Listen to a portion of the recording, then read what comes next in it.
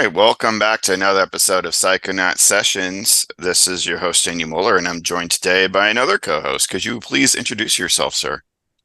My name is Manny Gomez, and you, if you watch the Comic Lounge, you've probably seen me on there or heard me, to be more accurate, talking about comics with Ryan, and I'm also the co-writer for Relic Hunter. There you go. Yep. With creator Adam Lemnah. I started co-writing with him on issue 2, and I wrote a backup that was illustrated by the amazing Rick Lopez here in the back. It's incredible.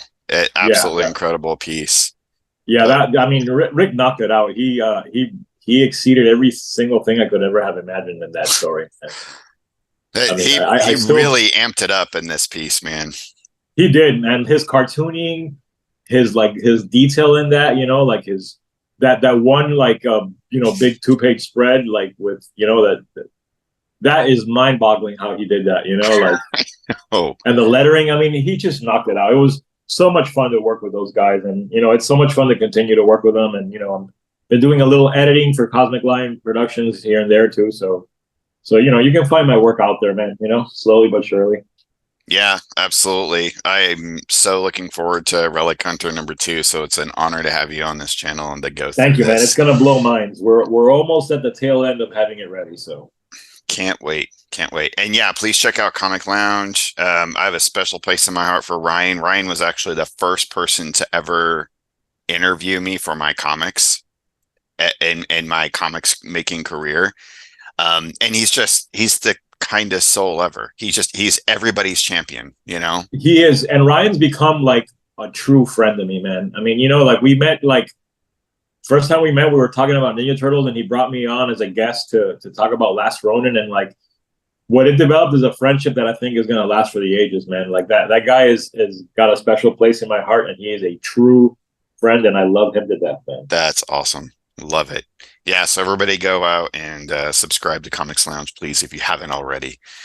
All right, so today, Manny and I decided that we were going to take a look at this incredible piece of work here, the Saga of Elfface.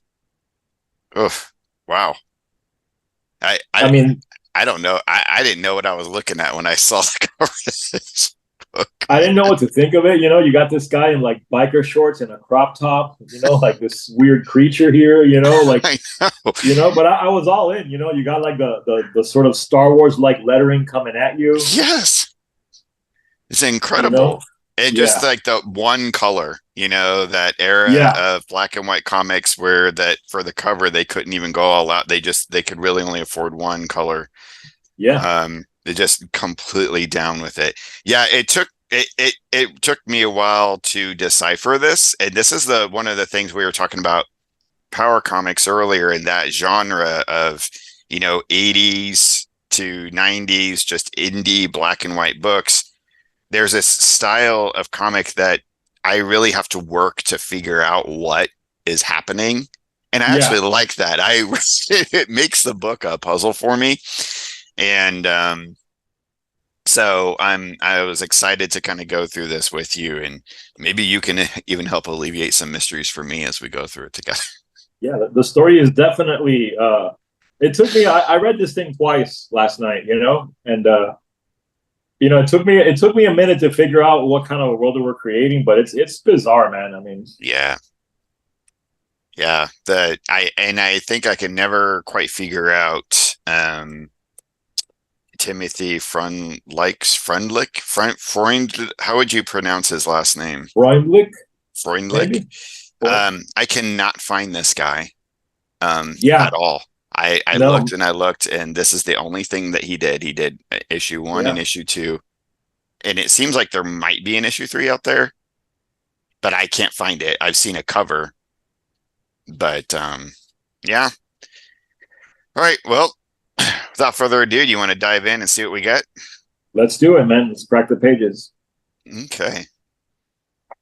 So what I really love about these books, specifically, independent 1986 books, is the introduction letter, and how some of these introduction letters are just like, please buy our book, please, or it's self-deprecating in some way. And here I mean, like within the first paragraph, he even said the publisher says this isn't Tim's best work, by the way. Yeah, I thought that was bizarre, and like you said earlier, self-deprecating.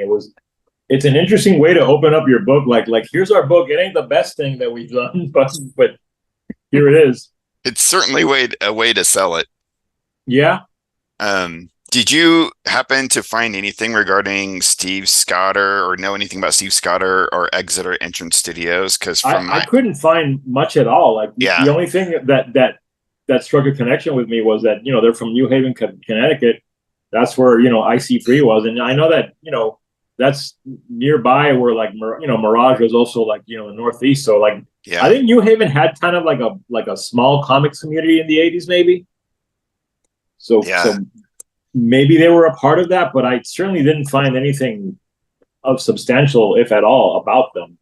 But I was really surprised to see that they have down here total print run 5,700 copies. Like, Yeah, what? that's a lot. That's huge. Yeah, because I don't even think Eastman and Laird had that many when they first did Turtles. I know.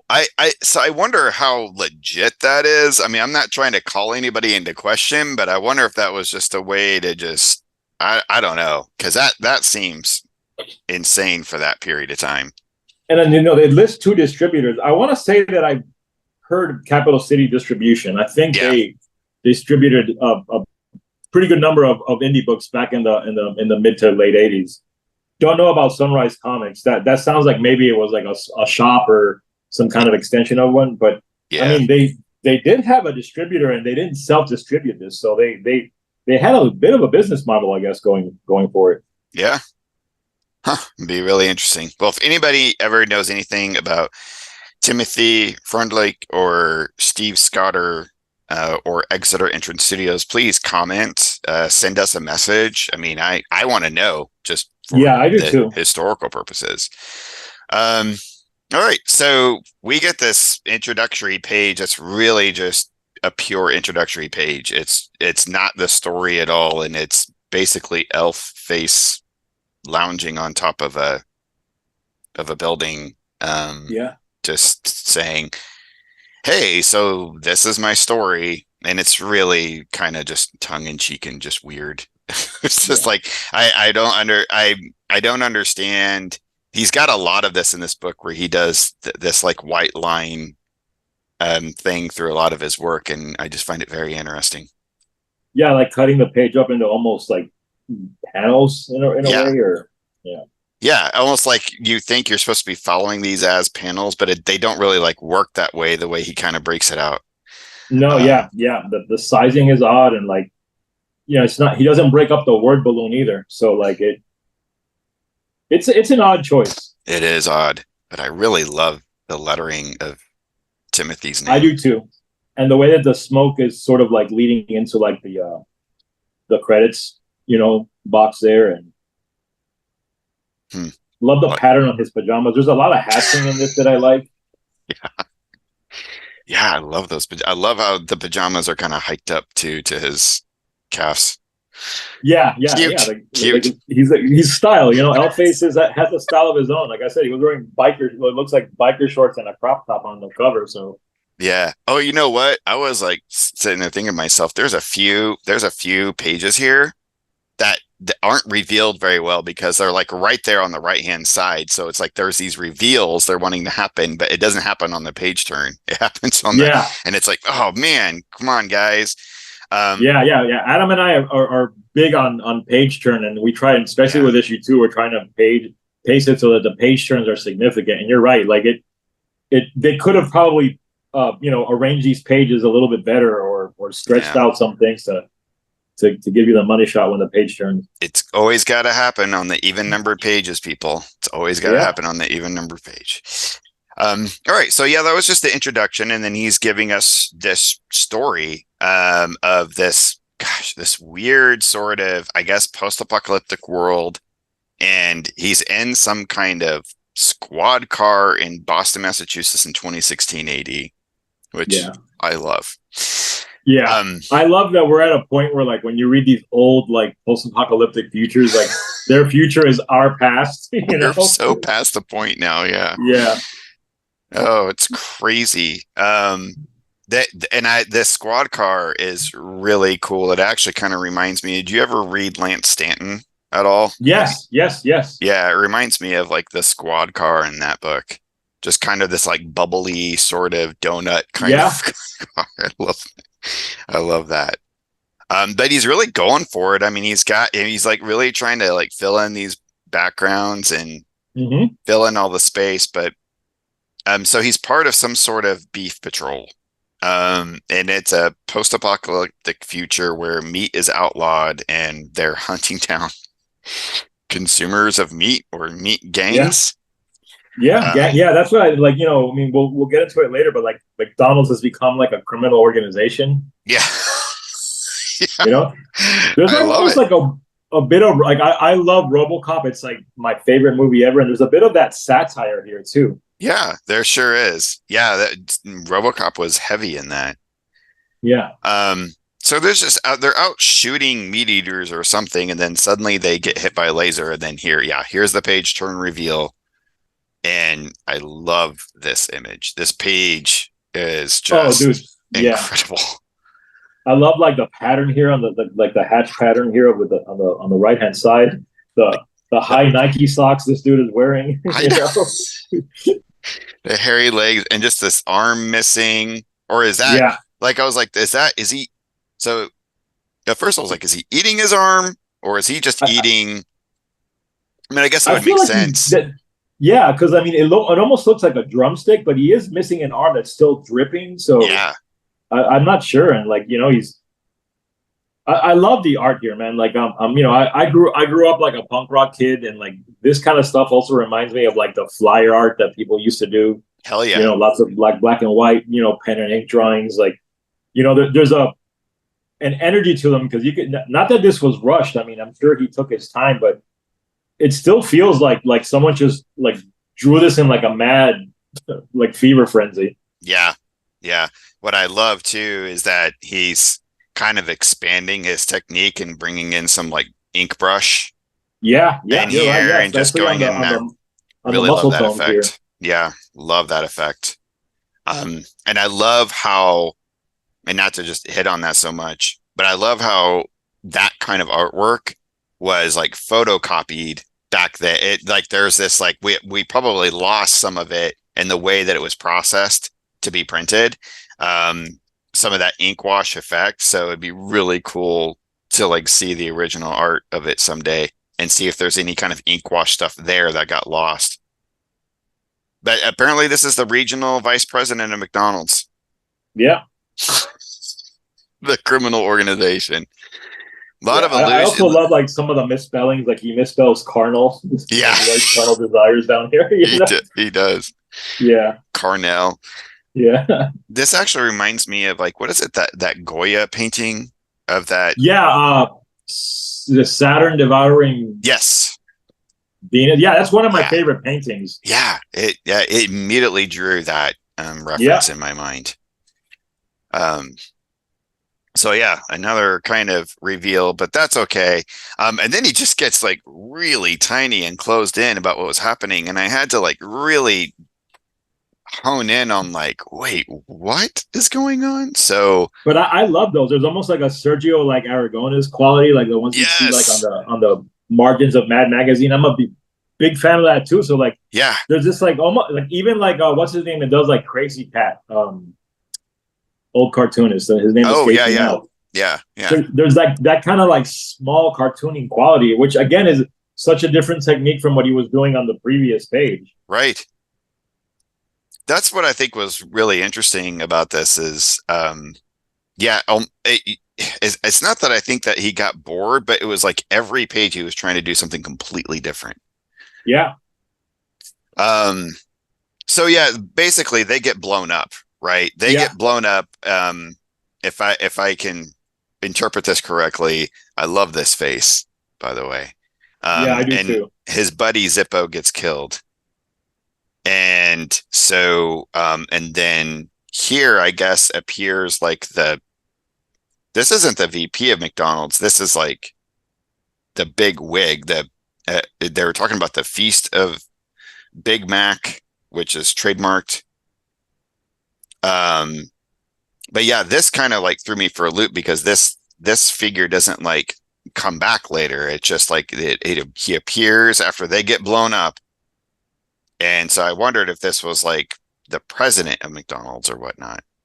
That's not what I figured. I love this page too. You know, like I love like the solid black figure. Yeah. You know, he's holding this like battle axe that's glowing with energy. You know, like there's almost like a Kirby quality to this Yeah. figure. You know? Yeah. Wow. Really cool. Yeah. So then after that, there's like some other explosion and then darkness. So basically he's having a blackout. Yeah.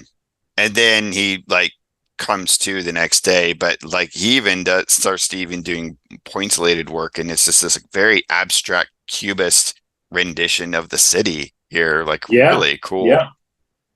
really cool. So this is actually broken up into chapters. I don't know if anybody noticed that before, but like now we're in chapter 3, and he's basically trying to get back home and is mourning Zippo, the death of Zippo.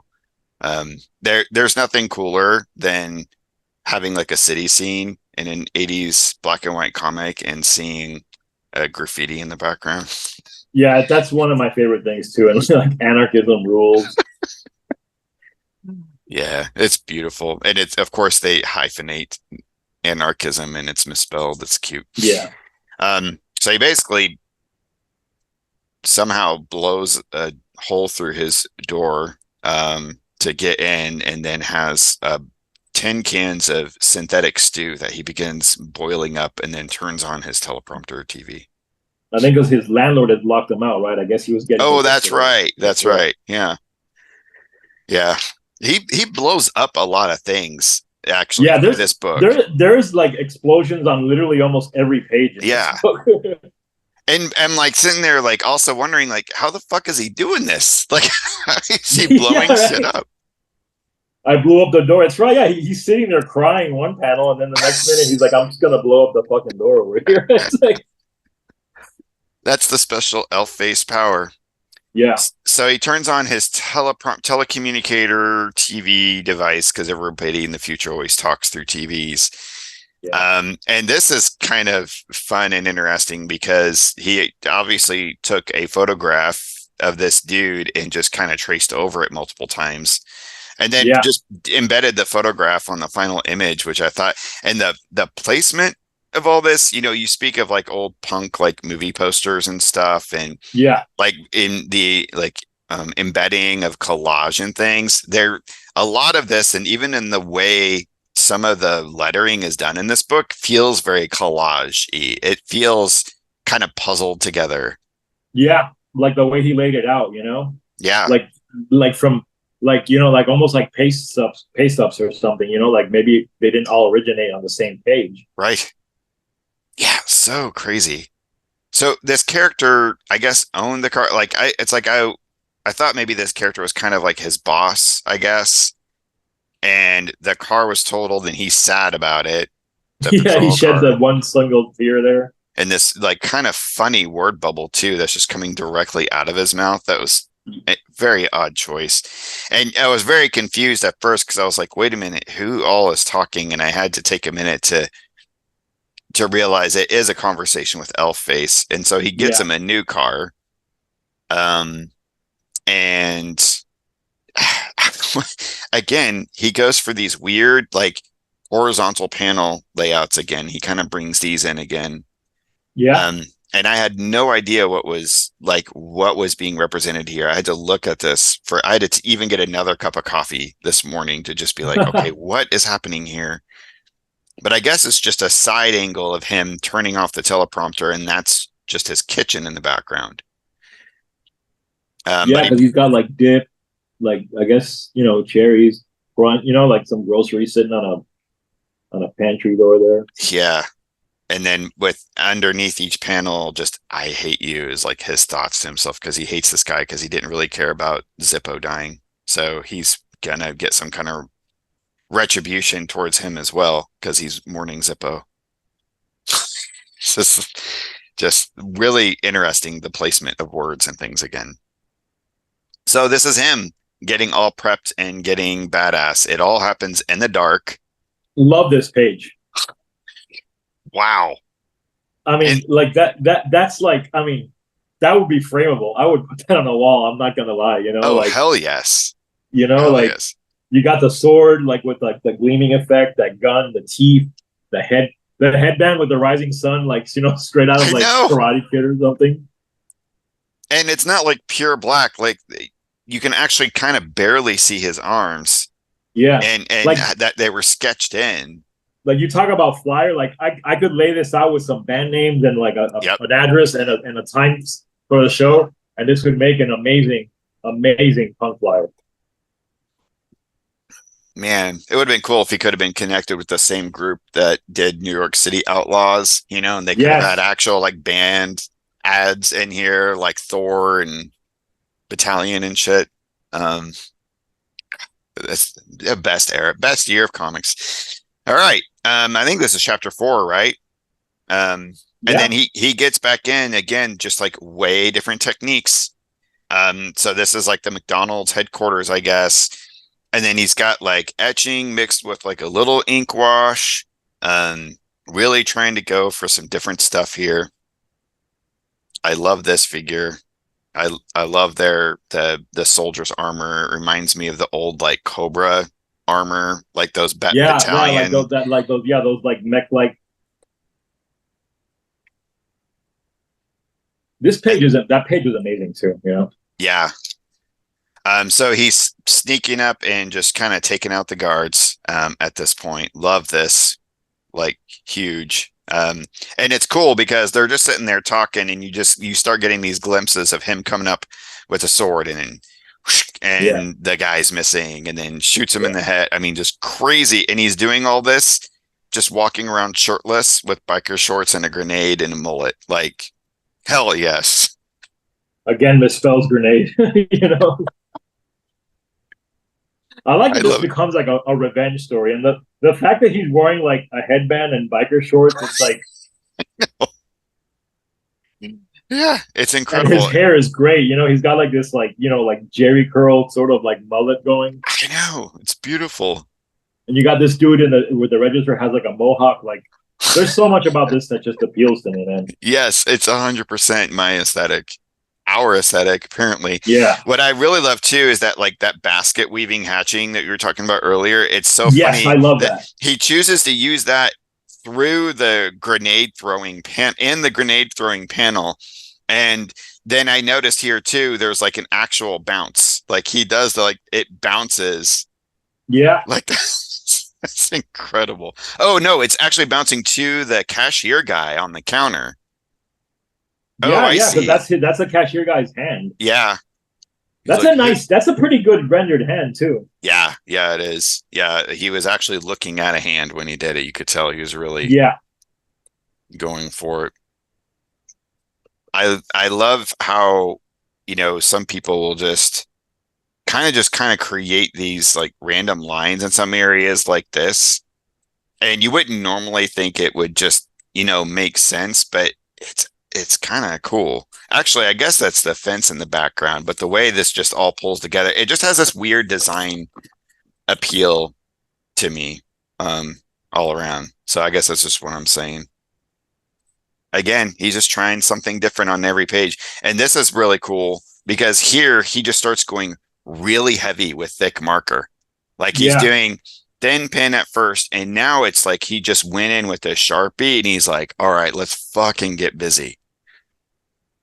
Because the grenade explodes, that's the cashier exploding, and then he's just sitting there amongst the smoke, looks way different, and then these wolves or dogs come up, and then we just get like I was reminded of the Weapon X scene where Wolverine's out in the woods and these wolves start coming and yeah, attacking. yeah, Like I love this image completely.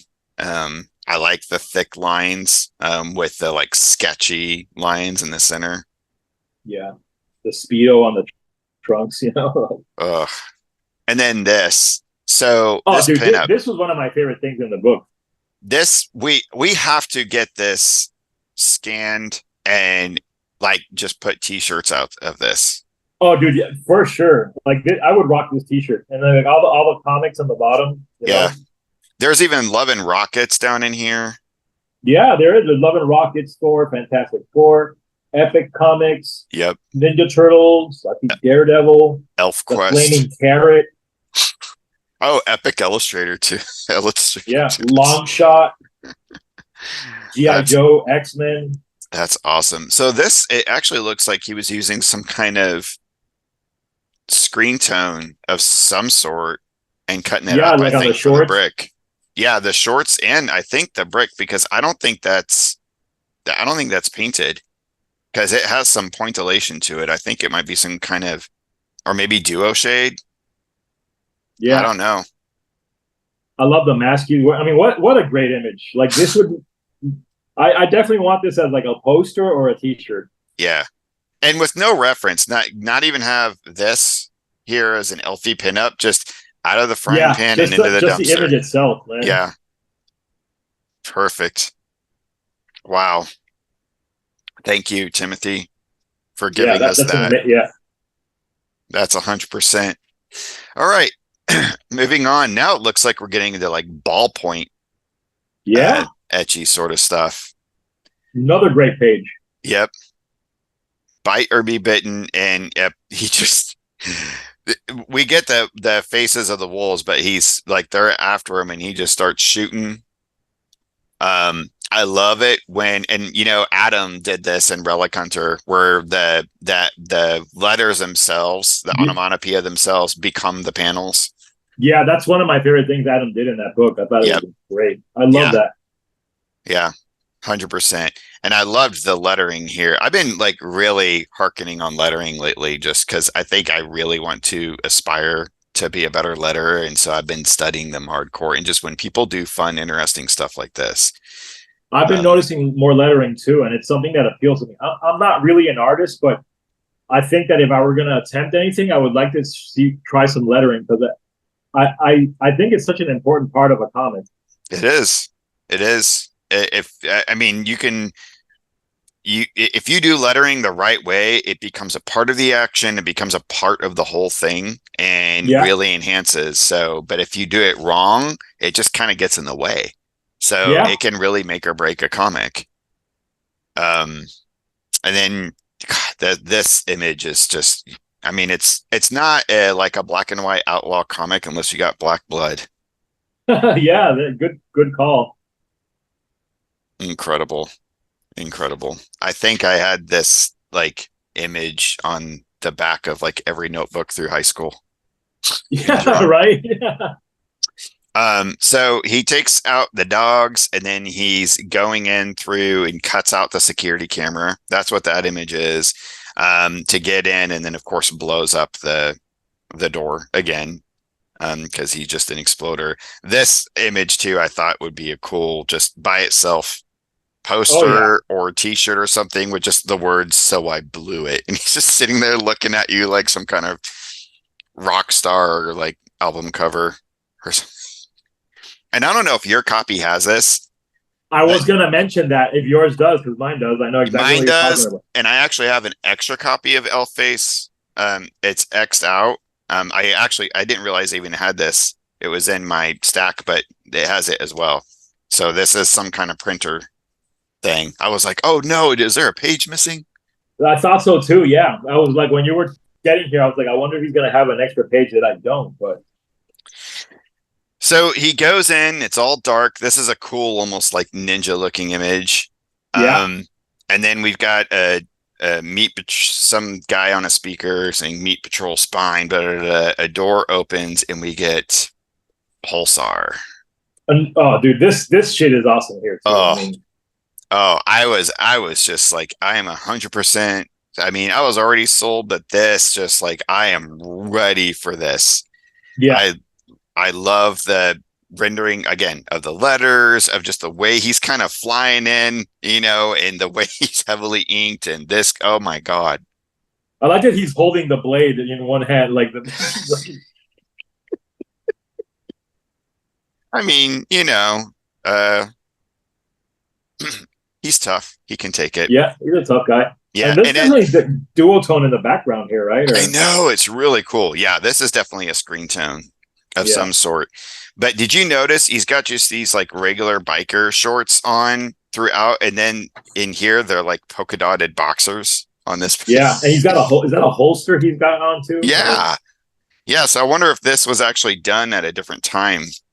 But I thought this was weird. It says chapter 6, and now they in the battle zone. And it's like something was marked out here, and I don't think they yeah. filled it in. I thought that was kind of funny. Well, I was ready for the brawl of the century, and then it like ends in 2 seconds. Yeah. Really disappointed. I mean, I liked it. I love him running with the like the Yeah, that was gonna road say like runner that's some esque. really cool cartooning right there, you know? Yeah, a lot of fun. Sidesteps him and elbows him, but I was like, man, I wanted more out of Pulsar though. Yeah, yeah. I mean, what a name, what a cool character with the Wolverine claws and everything. Yeah, Wolverine. What are you talking about? It's Four Claws. They did. There Oh, was no inspiration was taken from Wolverine. None. not at all, right? No. Or Faust for that matter. Yeah, that was my next call, you know?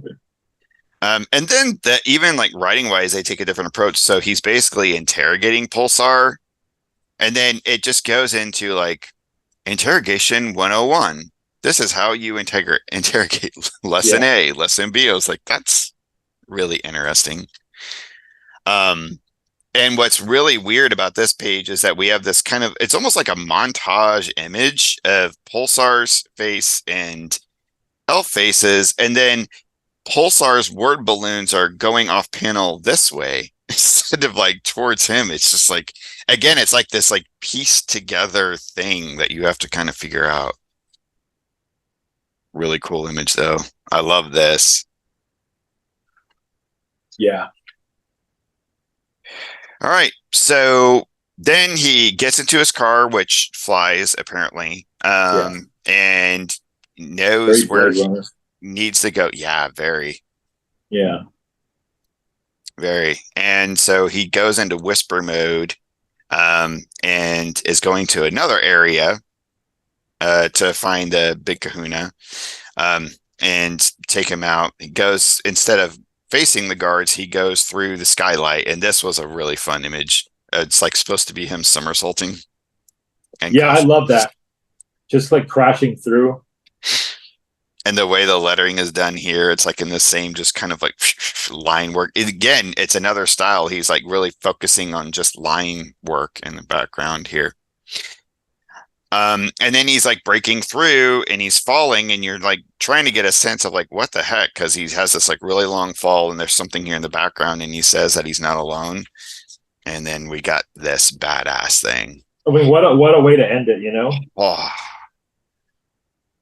that's incredible. It's like, is this a statue? Is this an actual being itself? Like, what the heck is happening? Yeah. And I hope it Again, is like, you Elf. know, like kind of like Faust demonic imagery, you know, like even It's so interesting how there are some pages where he just goes really kind of blocky and basic and doesn't go for a huge amount of detail. And then this is right, like look at maddening. the bricks in the background, like I know. How long? How long did it take him to work on this page? I mean, there was a lot of passion that went into this. This is whatever Timothy's doing nowadays. This has got to be framed in his room or hanging up in yeah, I his would hope, man. house. Love it. I love this ad for the Starship Excalibur here too. Hell yeah. Providence, Rhode Island, New Haven, Connecticut, and Warwick. Yeah. What an area to be during the 80s. So many cool Yeah. comic shops. Yeah. And that's it. That's issue number 1. And I don't know if you have it, but I've got issue 2. I'm gonna track it down. You said there's 3 of these, right? I want to get all 3 because I need to see the rest of this. I know, I do too. And I'm actually even gonna wait to read this until you can find a copy. I'll look as well. I'll look around to see if we can find one for If you. you find somewhere I can get online, shoot me a message and I'll order it right away, man. Yeah. I got some time today, so I'm gonna look in and see if I can find it.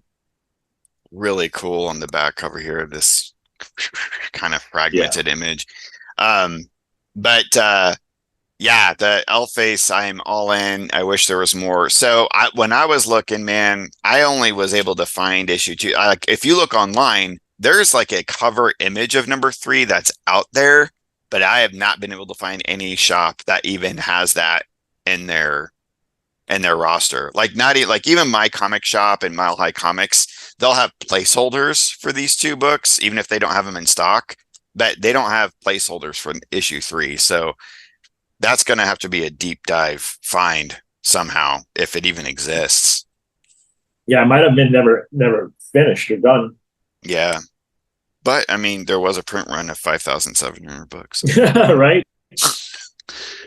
Cool. Well, I have any last lingering thoughts, man? No, man, this was a blast, and like I just, I love these kind of comics, man. The aesthetic appeals to me, and I was probably too young to appreciate them when they first came out. I was like 9 when this was coming out, or something, 8 or 9 years old. Yeah. But now looking back, it's such a fascinating time in comics, and I know. and like the sheer like energy of the creativity. I don't think we've had since, like. Yeah, I agree. It was just there was so much inspiration happening at that time. Yeah, the purity of it, and I mean, I've got a whole box of these kinds of comics, a whole long box full. I pull anything that remotely has this kind of aesthetic. Yeah. I pull out $1 because, like I said earlier, like I grew up like heavily into like local punk and stuff, and like these kind of comics have that vibe. It's just these guys wanted to create comics so much. They didn't wait for anyone to give them a chance. They just fucking did it themselves. Right. When they did it. It's a good DIY aspect that. And not all of it's like copycat stuff either. I mean, some of it is just some like wild, crazy ideas too. Yeah. There's like no filter in these, like it's just somebody's imagination put into the page, and like you're getting like a glimpse into their mind. We never figured out who this like weird monster dude is eating a hamburger. Yeah, which never makes an appearance, Okay, maybe we'll find out in issue 2 and hopefully issue 3. If anybody out there has any copies available, actually, if anybody's willing to trade too, if anybody can find Manny a copy of issue 2, I'll send you an extra copy of issue 1. Yeah, for free. Reach out. I got stuff for trade too. Reach out to me, and I'll tell you what I have in the realm of power comics, because I definitely have quite a nice selection. Sweet. Well, we'll have to do this again. We'll get you issue 2, and we'll see what's what. Yeah, I am so down, man. I'm definitely gonna grab issue 2 because I think I definitely want to do issue 2 with you. All right. Well, thanks for joining me, man. Anytime, man. I'm big fan of what you do. Big fan of your comic book making. So this was a pleasure, man. Thank you. Ladies and gentlemen, please go out and follow Manny. He's incredible. He's already produced amazing work. He's producing more. Follow Comics Lounge. You can find my stuff too. I'll put links in the description. Everybody out there, take it easy and keep it psycho. Keep it psycho, guys.